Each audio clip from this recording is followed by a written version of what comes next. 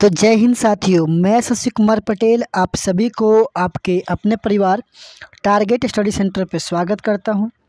साथियों, आज की इस वीडियो लेक्चर्स में हम लोग एक्सरसाइज 5 जो हमारा है उसकी हम लोग ऑब्जेक्टिव देखने वाले हैं। और ये हमारा जो सीरीज चल रहा है इससे बाहर कुछ नहीं, यही सीरीज चल रहा है। ठीक है, आप सभी को अच्छे से पता होगा। तो चलिए बिना समय गए हम लोग देर किए हम लोग अपना जो चैप्टर है उसको स्टार्ट करते हैं। ठीक है, चलिए सबसे पहला क्वेश्चन आपकी स्क्रीन पे देखिए, यहाँ पे लिखा हुआ है कि नागरी लिपि के आरंभिक लेख में हमें कहाँ से मिलते हैं। नागरी लिपि के आरंभिक लेख हमें कहाँ से मिलते हैं। ऑप्शन ए पूर्वी भारत, ऑप्शन बी पश्चिमी भारत, ऑप्शन सी दक्षिणी भारत, ऑप्शन डी उत्तरी भारत। तो मेरे जितने भी रसगुल्ले बच्चे हो, जितने भी प्यारे बच्चे हो, फटाफट अपनी अपनी कलमों से, अपनी अपनी मीठी कलमों से कमेंट की बरसात कर दो। क्या कर दो मेरे सिरों? कमेंट की बरसात कर दो। चलिए, तो बहुत शानदार जवाब, सबका सही सही जवाब आ चुका है। और इसका सही जवाब जो हो जाएगा मेरे सिरों वो हो जाएगा ऑप्शन नंबर सी, यानी कि दक्षिणी भारत। क्या हो जाएगा मेरे सिरों? Option number C is the right answer, दक्षिणी भारत। चलिए अगला प्रश्न कराते हैं। अगला प्रश्न और भी शानदार है। 2 नंबर क्या कह रहा है, देखिए ध्यान से। कह रहा है कि बेतमा दान पत्र किस समय का है। बेतमा दान पत्र किस समय का है?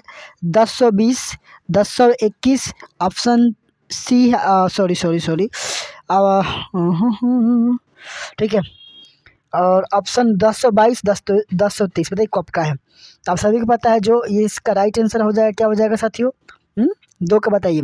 2 का राइट आंसर हो जाएगा ऑप्शन नंबर ए, यानी कि 1020। क्या हो जाएगा साथियों? 1020। अगर आपको कहीं भी थोड़ा बहुत लगता है कि टाइपिंग मिस्टेक है तो मुझे ज़रूर बताइएगा, मैं इस पर सुधार करने की पूरी कोशिश करूँगा, क्योंकि हमारा काम होता है अपने आप पर सुधार करना और आपको बेहतर से बेहतर रिजल्ट दिलवाना। ठीक है, चलिए अगला प्रश्न 3 नंबर क्या कह रहा है, ध्यान से देखिए। तीसरा कह रहा है कि उत्तर भारत से नागरी लिपि के लेख कब से मिलने लगते हैं। उत्तर भारत से नागरी लिपि के लेख कब से मिलने लगते हैं। ऑप्शन ए 8वीं सदी, ऑप्शन बी 6ठी सदी, ऑप्शन सी 9वीं सदी और ऑप्शन डी 4थी सदी। बताइए जल्दी से 3 का क्या होगा, जल्दी जल्दी बताइए फटाफट साथियों। बिल्कुल सही जवाब 9वीं सदी हो जाएगा। क्या हो जाएगा साथियों? 9वीं सदी, यानी कि ऑप्शन नंबर सी बिल्कुल इसका सही जवाब हो जाएगा। चलिए अगले प्रश्न को आते हैं। अगला प्रश्न 4 नंबर देखिए क्या कहता है साथियों। 4 नंबर कह रहा है गुणाकर मूले ने मिडिल स्तर की पढ़ाई किस भाषा में की। गुणाकर मूले ने मिडिल स्कूल की पढ़ाई किस भाषा में की। मराठी भाषा में, पंजाबी भाषा में, बांग्ला भाषा में, अंग्रेजी भाषा में। जल्दी जल्दी बताइए फटाफट साथियों। जी बिल्कुल सही जवाब आने लगा ऑप्शन नंबर ए, मराठी भाषा में। किस भाषा में साथियों? तो मराठी भाषा में किए थे। ऑप्शन नंबर ए हो जाएगा। चलिए अगला प्रश्न देखिए, मैं ज़्यादा टाइम नहीं लूँगा। मैं चाहता हूँ कि सबके सब क्या हो, जी यहाँ पे जितने भी हो सबके सब क्या हो, तेज़ विद्यार्थी हो और फटाफट फटाफट आंसर दिए जा रहे होंगे। ठीक है, चलिए अगला प्रश्न कह रहा है 5 नंबर। 5 नंबर देखिए बहुत ही प्यारा क्वेश्चन है। क्या कह रहा है देखिएगा ध्यान से। 5 नंबर कह रहा है कि मूल्य ने अंग्रेजी व हिंदी की पढ़ाई कहाँ पर की। जो मूल्य जी थे यानी गुणाकर मूल्य ने अंग्रेजी व हिंदी की पढ़ाई कहाँ पर की। दिल्ली में, जौनपुर में, वर्धा में, इलाहाबाद में। फटाफट 5 का बताइए क्या हो जाएगा। जी बिल्कुल सही जवाब वर्धा में। क्या हो जाएगा साथियों? वर्धा में। ऑप्शन नंबर सी बिल्कुल सही जवाब हो जाएगा। चलिए अगला प्रश्न के आते हैं 6 नंबर। 6 नंबर क्या कह रहा है? कह रहा है कि नेपाली भाषा किस लिपि में लिखी जाती है। 6 नंबर कह रहा है कि नेपाली भाषा नेपाली भाषा किस लिपि में लिखी जाती है। गुरुमुखी लिपि में, खरोष्ट लिपि में, ब्राह्मणी लिपि में, देवनागरी लिपि में। फटाफट बताइए 6 का क्या होगा साथियों। जी बिल्कुल सही जवाब देवनागरी लिपि में। क्या हो जाएगा साथियों? आपका 6 का डी हो जाएगा। क्या हो जाएगा साथियों? 6 का डी नंबर, यानी कि देवनागरी लिपि में लिखा जाता है। किस लिपि में साथियों? तो देवनागरी लिपि। चलिए अगला प्रश्न आते हैं 7 नंबर क्या दे रहा है देखिए ध्यान से। कह रहा है गुणाकर मूल्य का जन्म कब हुआ। 7 कह रहा है गुणाकर मूल्य का जन्म कब हुआ। ऑप्शन ए 1935 ईस्वी में, ऑप्शन बी 1936 ईस्वी में, ऑप्शन सी 1937 ईस्वी में और ऑप्शन डी 1938 ईस्वी में। फटाफट बताइए 7 का क्या होगा। बिल्कुल सही जवाब सबका आने लगा। गुणाकर मूल्य का जन्म कब हुआ था? तो 1935 ईस्वी में हुआ था। कब हुआ था साथियों? 1935 ईस्वी में हुआ था। चलिए अगला प्रश्न आते हैं 8 नंबर देखिए, और भी शानदार मिलेंगे आपको। 8 नंबर क्या कह रहा है? अगला कह रहा है 8 नंबर, गुणाकर मूल्य का जन्म कहाँ हुआ था। गुणाकर मूल्य का जन्म कहाँ हुआ था? केरल में, तमिलनाडु में, महाराष्ट्र में, उत्तर प्रदेश में। बताइए कहाँ हुआ था, यानी गुणाकर मूल्य का जन्म कहाँ हुआ था। जी बिल्कुल सबका सही से जवाब आ गया महाराष्ट्र। ऑप्शन नंबर सी बिल्कुल सही जवाब हो जाएगा। साथियों उनका जन्म कहाँ हुआ था, तो महाराष्ट्र में हुआ था। कहाँ हुआ था मेरे प्यारे, तो महाराष्ट्र में हुआ था। ठीक है, चलिए 9 नंबर क्वेश्चन देखिए, और भी थोड़ा सा शानदार ही होंगे। ठीक है, 9 नंबर क्वेश्चन क्या कह रहा है। 9 नंबर कह रहा है कि इन्होंने किस पुस्तक में पुरानी लिपियों की विस्तृत जानकारी दी है। संस्कृत, अक्षर कथा, प्राचीन भारत का इतिहास, पुरालिपि शास्त्र। पुरालिपि शास्त्र बताइए कौन सा, 9 का क्या होगा। जी सही जवाब आ गया सबका, बिल्कुल खूब, बहुत खूब। आप लोग शेयर नहीं करते, देखो बच्चे मैं आप लोग से बोलूँगा शेयर भी किया करो, दोस्तों को बुलाया करो। ठीक है, जिससे हमें भी मोटिवेशन मिले। और PDF बिल्कुल आपको टेलीग्राम पर डाल दिए जाएंगे, बिल्कुल निश्चिंत रहिएगा। ऑप्शन नंबर क्या हो जाएगा साथियों, इसका बी करेक्ट आंसर हो जाएगा। ऑप्शन नंबर क्या हो जाएगा साथियों, बी सही जवाब। चलिए अगला आते हैं 10 नंबर क्वेश्चन। देखिए बहुत ही प्यारा क्वेश्चन 10 नंबर कह रहे हैं कि गुप्तों की राजधानी को क्या कहा जाता है। गुप्तों की राजधानी को क्या कहा जाता है, 10 नंबर बताइएगा। पाटलिपुत्र, कुसुमपुर, बिलासपुर, देवनगर। जल्दी बताइए फटाफट साथियों, हमारे जितने भी सुनले बच्चे देख रहे हैं सबके सब बताइए फटाफट। जी हाँ बिल्कुल 10 नंबर का डी हो जाएगा, देवनगर। क्या हो जाएगा साथियों, 10 का डी यानी कि देवनगर हो जाएगा। चलिए नेक्स्ट क्वेश्चन की तरफ चलते हैं। अगला हम लोग 11 नंबर क्वेश्चन क्या कह रहे हैं, कह रहे हैं कि बांग्ला लिपि प्राचीन नागरी लिपि की है। बांग्ला लिपि प्राचीन नागरी लिपि की है, कौन सा बताइए। 11 का क्या होगा, पुत्री, बहन, भगिनी और बहू, क्या होगा बताइए जल्दी से। हाँ 11 का क्या होगा, बिल्कुल सही जवाब बी बहन हो जाएगा। क्या हो जाएगा साथियों, बहन। नेक्स्ट अगला चलते हैं हम लोग। 12 नंबर क्वेश्चन क्या कर रहे हैं, यस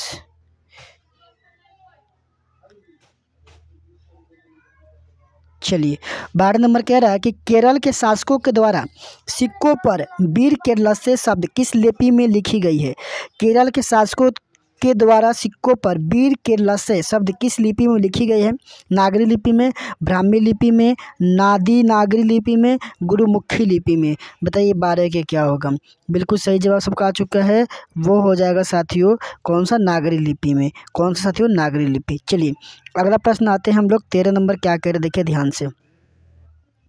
13 नंबर क्या है, कह रहा है कि पहले पहल किन राजाओं के लेखों की लिपि को ही नंदी नागरी नाम दिया जाता था। पहले पहल यानी कि पहले पहल किन, पहले मतलब पहले किन राजाओं के लेखों के लिपि को ही नंदी नागरी नाम दिया गया था। देवगिरी के राजाओं का, विजयनगर के राजाओं का, राष्ट्रकूट के राजाओं का, चोल राजाओं का। जल्दी बताइए 13 का क्या होगा, बिल्कुल सही से जवाब आ गया। ऑप्शन नंबर क्या हो जाएगा साथियों, विजयनगर के राजाओं का। किसका जी, विजयनगर के राजाओं का। ऑप्शन नंबर बी बिल्कुल सही जवाब आ चुका है, विजयनगर के राजाओं का। चलिए 13 नंबर हो गया। 14 नंबर चलते हैं। 14 नंबर भी और शानदार क्वेश्चन, और सारे रसगुल्ले हमारे बच्चे बना रहे होंगे। चलिए 14 कह रहा है कि उत्तर भारत की विशेष स्थापत्य शैली को क्या कहते हैं। उत्तर भारत की विशेष स्थापत्य शैली को क्या कहते हैं। ललित शैली, अभिनागर शैली, विराट शैली, नागर शैली। बताइए 14 का क्या होगा, जल्दी से मेरे शेरों। जी बिल्कुल सही जवाब, 14 का डी क्या हो जाएगा, नागर शैली। क्या हो जाएगा साथियों, नागर शैली हो जाएगा। क्या हो जाएगा मेरे प्यारों, नागर शैली हो जाएगा। चलिए आते हैं नेक्स्ट 15 नंबर क्वेश्चन क्या कहता है, देखिएगा ध्यान से। 15 नंबर क्या कह रहा है, कह रहा है 15 में कि देवनागरी लिपि में मुद्रण के टाइप कब बने। देवनागरी लिपि में मुद्रण का टाइप कब बने। ऑप्शन कह रहा है कि 2 सदी पहले, ऑप्शन बी 2 दशक पहले, 20वीं सदी में, या 11वीं सदी में। बताइए जल्दी से क्या होगा 15 का, बिल्कुल सही जवाब सबका 2 सदी पहले। ऑप्शन नंबर ए बिल्कुल सही जवाब है। क्या हो जाएगा साथियों, 2 सदी पहले। 15 का ए हो जाएगा 2 सदी पहले। नेक्स्ट आते हैं 16 नंबर क्वेश्चन। 16 नंबर क्या कह रहा है, कह रहा है कि नागरी लिपि कब एक सार्वदेशिक लिपि थी। नागरी लिपि कब एक सार्वदेशिक लिपि थी। 15वीं सदी में, ईसा पूर्व काल में, 8वीं से 11वीं सदी में, या कभी नहीं। बताइए 16 का क्या होगा, बिल्कुल सही जवाब 16 का क्या हो जाएगा साथियों, सी हो जाएगा। 16 का क्या हो जाएगा साथियों, सी। नेक्स्ट 17 नंबर देखते हैं क्या है।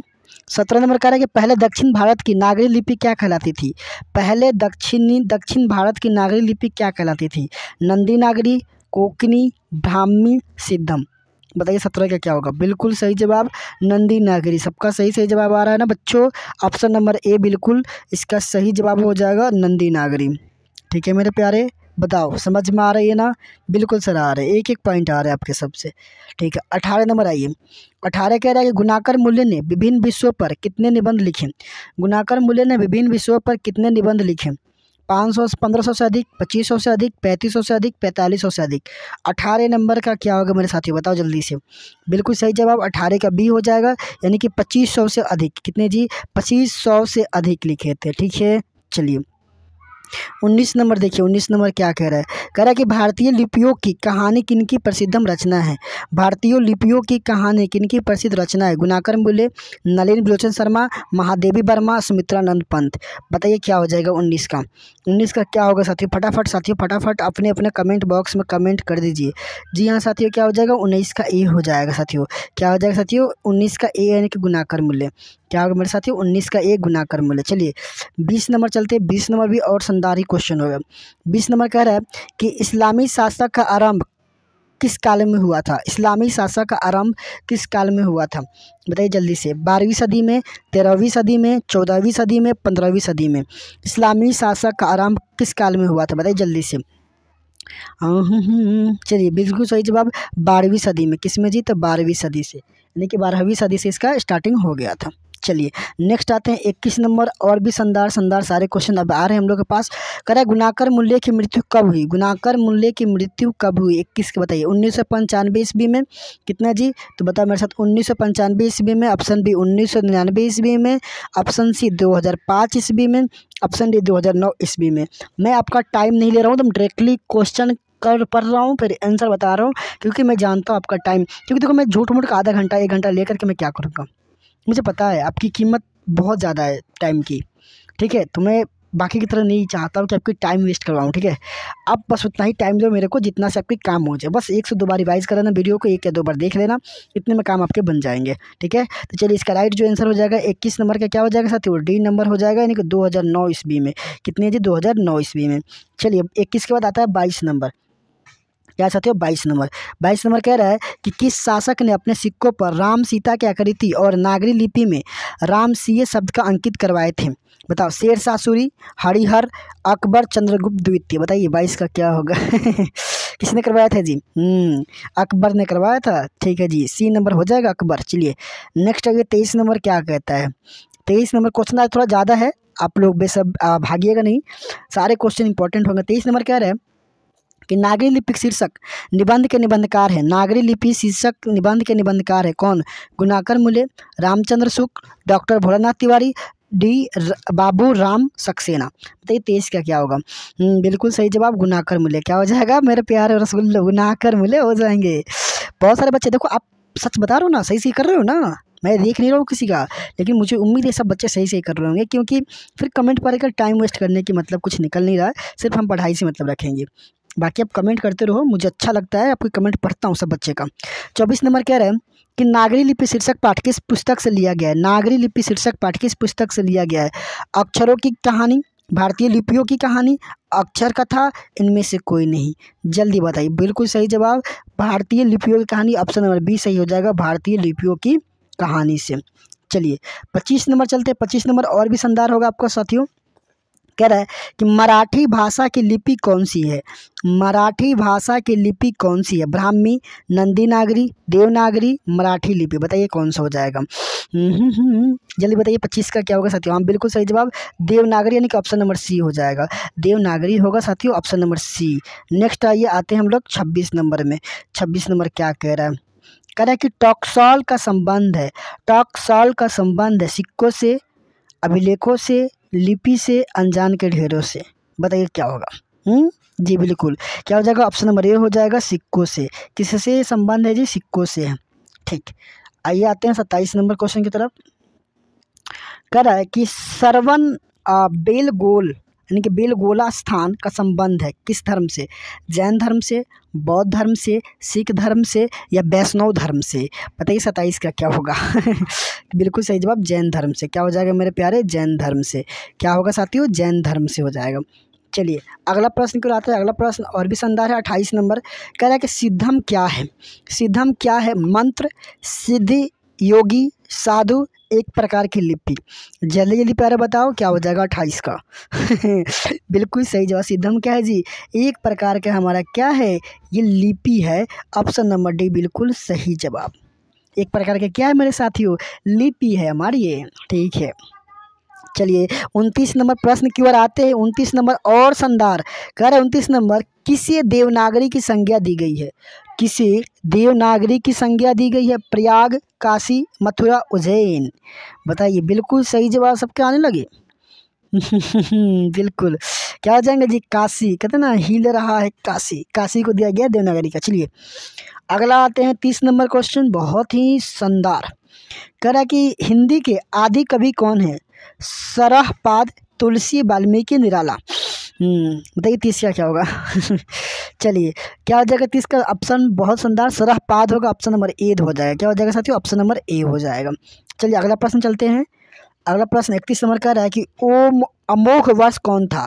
अमोघ वर्ष कौन था? एक विद्वान, प्रख्यात राष्ट्रकूट राजा, एक कवि या राजवैद्य। बताइए क्या होगा 31 का? हाँ बिल्कुल सही जवाब, प्रख्यात राष्ट्रकूट राजा, यानी कि ऑप्शन नंबर बी हो जाएगा। क्या हो जाएगा मेरे साथियों? ऑप्शन नंबर 20 का बिल्कुल सही जवाब। अब आते हैं अगले क्वेश्चन की तरफ। अगला क्वेश्चन क्या कह रहा है? 32 नंबर देखिए। कह रहा है कि मिहिर भोज की ग्वालियर प्रशासित किस भाषा में है? प्राकृत, अभ्रंश, संस्कृत, हिंदी। बताइए क्या होगा? हाँ बिल्कुल सही जवाब। क्या हो जाएगा साथियों? बताइए 32 का क्या होगा? संस्कृत हो जाएगा मेरे प्यारे। क्या हो जाएगा साथियों? मेरे जितने भी रसगुल्ले देख रहे हैं संस्कृत हो जाएगा। चलिए अगला प्रश्न आता है 33 नंबर। कह रहा है कि बेतमा कहाँ है? बेतमा कहाँ है? इंदौर के पास, इलाहाबाद के पास, पुणे के पास, पटना के पास। बताइए कहाँ है बेतमा? जी बिल्कुल सही जवाब आपका है इंदौर के पास। कहाँ पे है जी साथियों? इंदौर के पास। नेक्स्ट आते हैं और 34 नंबर क्वेश्चन बहुत ही शानदार है। चलिए कह रहा है कि दक्षिण भारत के पांड्य प्रदेश किस राजा के पल्लम ताम्रपत्र मिले हैं? महेंद्रपाल, राजा वर्गुन, राजा भोज, श्रीगंग राजा। बताइए क्या होगा? बिल्कुल सही जवाब राजा भोग। बहुत सारे बच्चे सही से जवाब दे चुके हैं, राजा भोग। क्या हो जाएगा साथियों? राजा भोग। तो साथियों आपने देखा ना किस तरीके से हमने चैप्टर 1 का जो ऑब्जेक्टिव था वो हम लोगों ने किया।